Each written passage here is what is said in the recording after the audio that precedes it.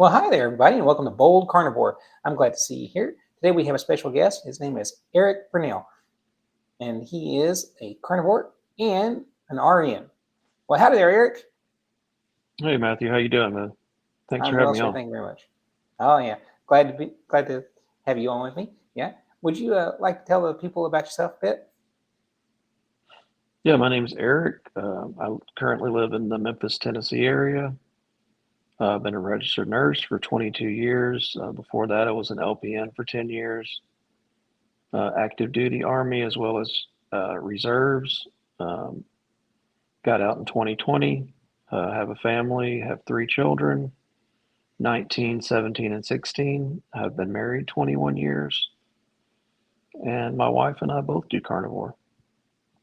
Wow, that's very And nice. have been really doing well. So So, why is it that you started to do the carnivore lifestyle? initially started because my oldest son started having seizures, so we started doing one of the one of the things that they push in that community of epilepsy is keto. So I started researching keto, and I started doing it with him. So that was about 3 years ago. Since then, the keto didn't work. Um, So so since then my health started going downhill, um, and it Do you just put that together? Do you link the keto with your health going downhill, or was it just the progress no, of time? no. I mean, during that time, I was still, you know, drinking a lot, um, having high levels of anxiety, working in the hospital for decades, especially during COVID. It was just a lot of trauma, seeing my son have seizures. I just tended to start drinking a lot. So I was drinking a lot of beer, bourbon, smoking a lot of cigars, um, not taking care of myself. I'd go in, work a 12-hour shift. During COVID, I'd have to put these massive hoods on, and I would have to sit in the room with these patients for 5, 6 hours doing a dialysis treatment. So it messes with your mind. You're thinking, well, I'm going to die in here, just like this patient is likely going to die because they're on the ventilator, they have COVID, or I'm going to take it home to my family. And one of the, so the anxiety and depression and PTSD from my military service, as well as, just during COVID, tended to take a toll on me physically. Not exercising, eating the standard American diet. Um, I started searching for anything I could do at I once I heard you're type 2 diabetic, that triggered something in me.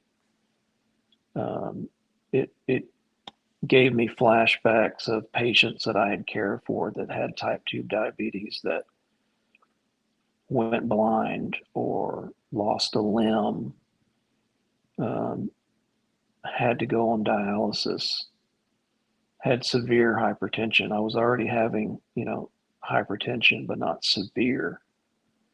So those things were like really came and just hit me like a ton of bricks. Like I really need to do something to improve my health. And so I kind of had a little bit of keto to fall back on. I didn't enjoy keto. Um, I I really have never enjoyed vegetables, and I've always been taught, oh, you need all these micronutrients from vegetables that are going to, really help you. And, you're not going to be able to get that from meat, even though I was like, well, meat, amino acids are the building blocks of muscle. Always knew that. So it was like, it didn't make sense in my mind. And so it was just researching, got with a trainer, He set my diet, he set my training routine, lost a little bit of weight, continued to drink. I stopped drinking beer, started drinking more hard liquor. Quite a trade-off. Yeah, exactly. Excuse me. And I think I did that for probably a year, maybe not even a year. Was looking for other programs, went did paleo, did a program called Cellular Health, which they push AIP, which is autoimmune paleo. So it's a form of elimination diet, just like carnivore and lion diet. You're just eliminating food, spices, anything that could be triggering hormone disruption. So again, I was still continuing to have severe anxiety. I mean, it was almost debilitating. Thinking I was going to die, which is a horrible feeling. Thinking you get up thinking you're going to die that day. But I was still like, I need to be healthy. I need to stop thinking this way. I don't want to think this way. I don't want to harm myself. I want to be around to see my grandchildren, which ultimately led to that program not working, or sort of working. You know, I was still continuing to eat vegetables. I was eating a lot of broccoli and a lot of, again, thyroid type disrupting plants. Having Hashimotos or hypothyroid, you know, I was always told, well, there's good things in there for your thyroid, and it's like, I just don't like it. You know, I don't know if this is right. And so it's just been a process of me wanting to be relieved of anxiety mainly, as well as hypertension, the thyroid, you know, healing of my thyroid. I was also taking testosterone for improved sleep, for, you know, to build muscle again. All Do you know what along, your numbers were in the testosterone department, or do you oh, know? this was over a decade ago, so I was low 200s. And then I went on, you know, I would give myself an injection once a week of testosterone for over a decade. Um, about 4 years ago, 5 years ago, had hypothyroid, so I started taking levothyroxine. And then probably around the same time, I started having signs of hypertension. So I was started on something for hypertension. And I mean, which ultimately led to just doing more research, and started the carnivore diet around 130 days ago. What I've seen improve, I'm no longer on blood pressure medicine. Nice. I've lost, I was around 226, 228 when I started. I'm right at 190 now. So about 35 pounds, consistently been off. My energy is through the roof. It's amazing what ketones and the energy you have, especially after losing weight and feeling better, energy to cook and to clean, things that I didn't really do a lot of, you know, 6 months ago. I'm no longer I'm no longer on thyroid medicine. I haven't had any testosterone. My testosterone levels are around 450 the last time I had them checked. Trending upwards. Yeah. Yeah. I mean, I feel good. I'm able to sleep at night. So, I mean, there's been so many positive things doing the carnivore, a big one is no longer craving things that I would normally crave eating carbohydrates, or even on Hmm. keto, eating a lot of the processed type keto, snacks or keto fat chunks or whatever. Hmm. So yeah, it's been very freeing to know that when I eat, and I eat a lot, that I'm not going to gain weight and that I'm going to not be craving, after 2 or 3 hours. I mean, I can go 6, 7 hours and not even think about food now because I'm eating such a large amount. Um, when I first eat, I may eat around this time every day after a walk, and I may lift some weights, but I'm definitely walking. And then I'll usually eat either 3 or 4 eggs, a couple of beef patties, some 80/20 patties, and then I have a specific steak sauce that I make. It's just butter, cream cheese, beef broth, and salt. Oh, that sounds And nice. so I'll kind of spread that on the beef patty. Mm. And then, at night I may do the same thing, may add some shrimp and or I may add a ribeye. Hmm. Nice, very nice. Yeah. So let's go back a bit. You said that all of this adventure started because your son ended up with seizures. Wh- hmm What was the trigger there, and have they stopped? He was around 15, so this has been about 3.5 years ago. Um, he started on something for OCD, some Prozac.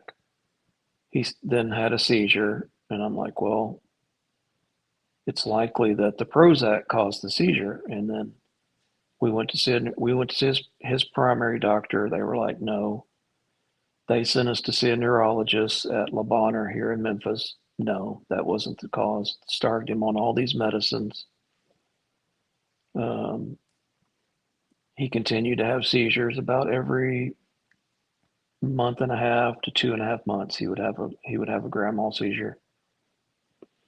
He couldn't get his license, couldn't drive because once you start having seizures, you can't drive.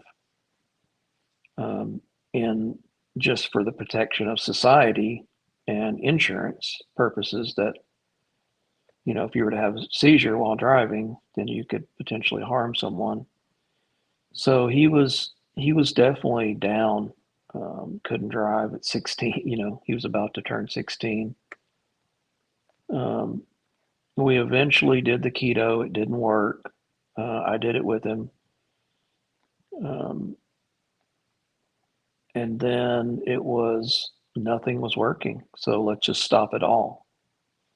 And so we weaned off the Prozac. Probably about 2 to 3 weeks of weaning, he had one more seizure, and he hasn't had a seizure in a year and a half. In my opinion, all along it was likely the Prozac that caused, something. It was affecting his frontal lobe, something was triggering him or lowering his threshold to have seizures. Very interesting that a medication that deals directly with brain chemistry didn't bear the hmm brunt of the blame for triggering seizures. Yeah, we definitely ended up switching neurologists during that time because I this neurologist that we were seeing was not having any suggestion from the parent, Hmm. and so which led to us moving. There was no there was no collaboration on trying to help my son. It was just his way or the highway. I was like, yeah, we'll take the highway. Nice, very nice. So, what is it you currently do now? I'm a registered nurse. I've been a registered nurse for around 21, 22 years. Before that, I was an LPN for 10 years. Currently, I'm in the process of moving. I'm moving to the Pensacola, Florida area at the end of next month. So I'm currently not working. I've taken a job at the Veterans Administration primary care clinic there. So I'm going to be serving veterans um, in a registered nurse role. So that's the reason we're moving there. Would you classify that as your dream position? It has been for the past 10 years for sure. Wanting to kind of get out of the hospital setting. That's where I've done 30 years in nursing, is in the hospital setting. So have been ready for a change for a while. Very nice. So Florida's good for golfing, is it? Definitely. And grounding, get to walk on the beach and get the sun and, Nice. just see the glory of God, what he's created is just amazing. And so that leads to another question. How has faith played a role in your adventure? So it's been tested, it's been strengthened. Um, I'm going through it right now with my wife. My wife does carnivore as well, but she's been struggling with moving. We have so many friends here and involved in our church, and so she's been mourning, and it's been hard, and just reading the word to her, praying with her. Um, kind of during 3, 4, 5 years ago, kind of during my COVID drinking, that kind of went away. My faith suffered, my commitment suffered. Um, kind of went with the flesh more, pleasing the flesh, and it was destroying me. So it's been great to definitely have a daily connection, reading the word, praying for my children, just doing things that I haven't done in a while. I've been a Christian for a while, but I kind of had a downtime, I guess. But it's definitely improved. It's significantly improved. My anxiety's improved. No more depression. Anxiety is still there, but it's way in the background. The VA does send me to see a therapist. Um, I still have arthritis. It's still there, but I'm able to do things that I haven't been able to do in a while. Lift weights, walk. I've kind of done some sprinting here and there, but it's still pretty painful in my back. But I'm not going to quit. I still enjoy it. Um, it's likely, the arthritis in my back and hips likely happened because of my military service, carrying a large pack or gear that we carry, can be upwards of 80 pounds. Carrying that for long distances, you know, constantly running just puts a stress on your body over, many years. Well, it's very possible that after a longer stretch on the carnivore diet, that you'll find that those pains get quieter and quieter until they just totally disappear.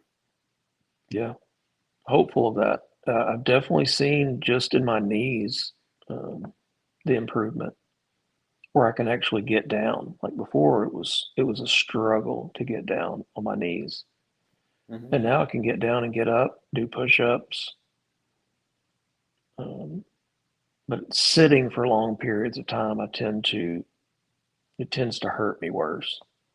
Hmm. I think that's why I've been walking so much, just because I don't want to sit for long periods, especially for the energy. I just have more energy to do things, to get up, play with the dog, go walking with my kids.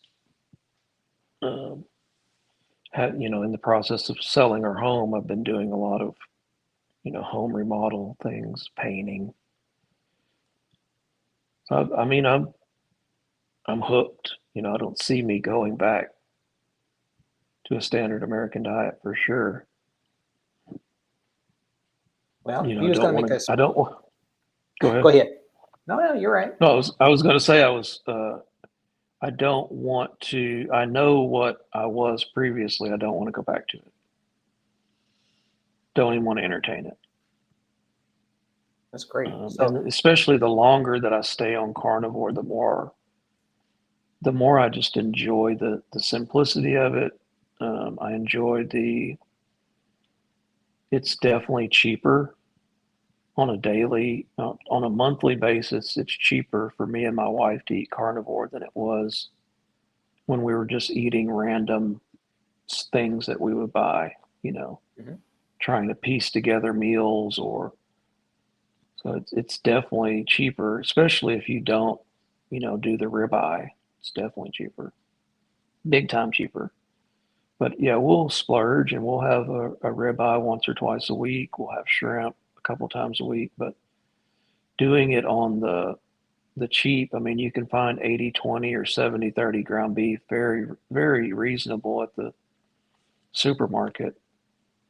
Um, I tend to buy all organic, um, just because but I don't buy grass fed, grass finished beef. I buy regular beef.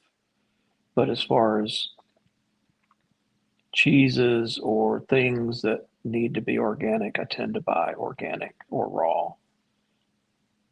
So Mm. So that's the direction I was going with that question. I was going to ask you if you were going to make something special, what would it be? yeah, it would be ribeye for sure, 100%. Like if we go out to eat, like we might go to a steakhouse, it's ribeye. And I tend to like the way I cook ribeye better than most steakhouses cook it. Well, you got to tell them then when you get there. They say, don't put anything on that. Yeah, don't put no sauce on it. And you don't put any Mhm. seed oils on it. Yeah, I know. And that's tough because they're used to cooking the same way. yeah. But yeah, I do. I tend to tell them, hey, I'm only going to eat this steak. I'm not going to eat anything else unless you have some type of butter. I'll have like a garlic butter or something like that if I go out. Mm. But I'm like, cook my steak in either tallow or rendered some fat off the steak. Don't cook it in seed oils. You're ruining it. To me, it's Mhm. you're ruining it. So yeah, I cook. I mean, I cook most of my beef in just a little bit of tallow. I used to use avocado oil. Since switched. Probably 3 months ago, I switched to tallow, and it's really improved the crust and the thickness of the crust. So I use Nice. cast iron. I don't use a grill. I just use a cast iron skillet. I like a cast iron skillet on a steak. It's nice, or Yeah. even a patty. Oh yeah. Yeah. I cook my patties in that. I'll put just a little bit of tallow and just do my patties. I'll usually smash them so they're more flat. Mm. But yeah, on my YouTube page, you'll see I'll have a lot of steak cooking type videos or shorts. Nice. You have you a YouTube? We'll have Yep. to get that linked in. Yep. All right. Yep. And Okay. I'm on So Instagram, Twitter, all under EricCarnivoreRN. EricCarnivoreRN on Twitter and Instagram and YouTube. Yes. Yes. All right. So we'll get those linked up in the description. Wow. Sounds good. So Eric, if you were to impart some measure of wisdom to future generations or people watching this video, what would you like to say? Um, get off the addiction train of the standard American diet. We're all prone for food addiction. So, get your why you want to do this, research it, and then do it and just thrive and feel better. It will, to me, it will change your life, in my opinion, for the better. That's my little nugget, but definitely do the why, do the research, and then just do it. You know, my wife tend to say, she's like, "You're always telling people about carnivore." And I'm like, "Yeah, because I don't want to see them die early." And that's the likelihood. I mean, more and more people die early. It's like, I want to be around. You know, I just sent one of her cousins a video with Homestead Howe, Carrie, Oh, and nice. he was interviewing a guy, I can't remember his name, but he had lost like 250 pounds. And so I sent her this video on Facebook, and I was like, you know, she's around 500 pounds, and I just don't want to see her pass early. And that's inevitably what will happen. You know, she's on oxygen all the time. And so, you know, me being a nurse, it's like sometimes I have to say things to people they don't like, and I'm okay with that. You know, I'm doing it in love. I want you to live. I want you to thrive. I want you to be happy and not in a deep, dark depression of I can't do anything. You can easily start eating 2 or 3 or 4 patties a day and some butter. You can eat a pound of ground beef and a stick of butter every day. You can do that.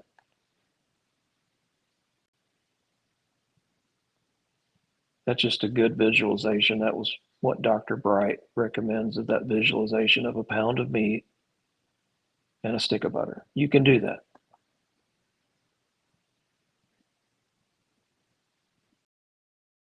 It's good. I know I'm ready for some. You're getting hungry just thinking about it, huh? Yes, sir. It's nice. So, yeah, Kerry from Homestead Hal. You watch a lot of his videos in? I have been lately, especially um, since the guy Bill Knott reached out to him. It was kind Right. of what triggered me to start doing some YouTube videos.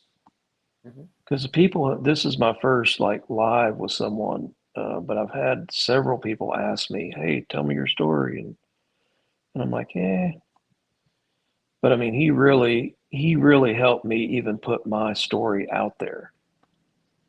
Um, you know, he being 700 pounds, not having left his house in 4 years, and he's Oh making a yeah. video. I can make a video. You know, so he definitely inspired me. Um, Another woman, Rachel Gard, she's a carnivore too. She lives in Memphis. She and I met like on an Anthony Chafee um, live, and so she inspired me. Um, she started doing videos, so her and Bill Knott inspired me to kind of get my story out there and how it's changed my life for the better. Hmm. Very important to put your story out there so that other people will come across it and see it, and then they'll also take that same inspiration and they'll share it to others. And it's just that's the way the wave works, and it's been fantastic Yeah, for me and for others. I'm definitely seeing that. So, just a real quick shout out to Homestead Hal. Kerry, you're doing fantastic work, and Bill Knott, Yes, thank you so sir. much, guys. Yeah, Carrie has a big heart. I really like that. So it's rare to see, especially when he went to Alaska to see Bill. Yeah, it's pretty epic. So, Epic indeed. Well, yep, Eric, I'd like to thank you for coming on and sharing your story with everybody. of course, anytime. Thank you for having me. Oh, yes, indeed.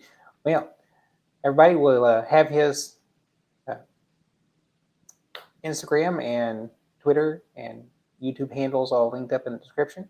You guys go ahead and check him out. Yeah, that's EricCarnivoreRN. Yeah, thank you very much, sir. Appreciate it, Matthew. Have a good day, bro. Be bold, everybody. Yep. See you, bud.